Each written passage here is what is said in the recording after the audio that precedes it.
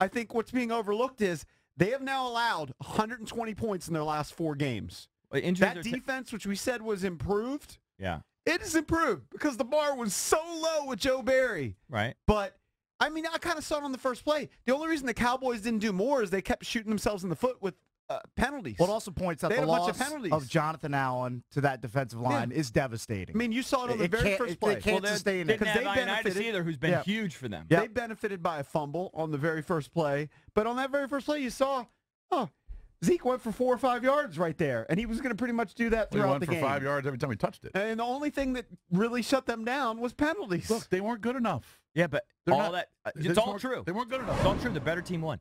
But all that being said, this is why I'm not going to kill them. Because they're undermanned right now. They're not at full strength. Right. And they had the ball with a minute left of the league. and a chance to tie. It's fine. And you know what? They may be undermanned again against Seattle. Probably will be. I assume they will the rest of the way. They definitely will be. I assume they will the rest of the way. I mean, Trent's probably going to undergo surgery. I mean, the way he's talking, they're saying he's getting worse. It's it's not going to be end of season. And you're definitely not getting Jonathan Allen or Mason Foster back. No, those guys, No. There are not reinforcements coming anywhere near the level of the guys that they're losing. I mean, I do think they had a chance to have a winning record and have a chance to get the playoffs if their guys had stayed healthy. But they haven't stayed healthy, and so you still, And it's not going to happen, They're just going to limp in. I still think they can win 4 or 5 games down the stretch, even with some of the injuries, but it's not going to be enough. But I still think they'll put a decent spin on the record. I might subscribe to Chad Dukes' theory for the Seattle game. Rest them? Just rest every starter. Just pull an NBA move. Like you just know that this game is not winnable. Just trot out Colt McCoy, trot out all the backups, and rest everybody, get everybody to 100% or close to it, and bring them back for the Minnesota game, which I believe is the next home game. Those guys won't be 100% even. Or pretty close. But you're not winning the Seattle game. Well, you know they're not going to do that. I know they're not going to do that, but I'm kind of in that camp. But where I wouldn't have a problem with it. Yesterday was, like I said, I mean, if you can't run the ball in those conditions, you're dead because you're not going to just march up and down the field through the air. Well, it was easy to see which team had spent the capital on a top running back and which one had not. Okay. And which team had reinforced their offensive line. If that kid's going to be available for the Cowboys for the next few weeks, right? Because I know there's another hearing today in New York. Seems like there's one every week. But that kid's good. That line is good. And every time he touched the ball, he got 5 yards. And he was tough to stop. And that was the difference. Well, I would have liked to have seen that game play out, too, if he could have gotten the field goal down. I mean, and we go up 16-7. I still would have liked to have seen how that would have played out. Might have played out different. I think it would have been a little closer, but Dallas still wins. Might be. I'm not going to sit here and die on that and say that we for sure would have won, but that was a huge momentum swing.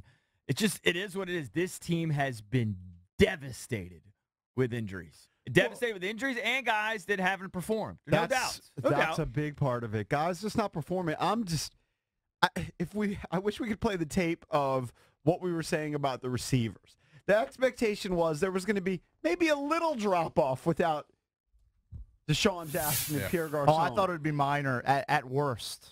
I mean, I thought it would be pretty close. People were predicting a Terrell Pryor Pro Bowl season.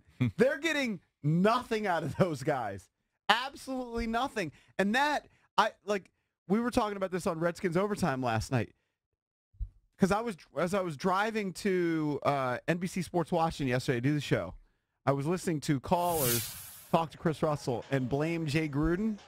And I'm no Jay Gruden apologist. I was the one guy here who thought that the extension made absolutely no sense. But he's got his hands tied behind his back. He's got no running game. He's got no outside receivers. And then when the tight ends go out, that's what he does. He's like, all right, so what am I going to do? I'm going to create this offense where we feature 2 and 3 receiver sets all the time.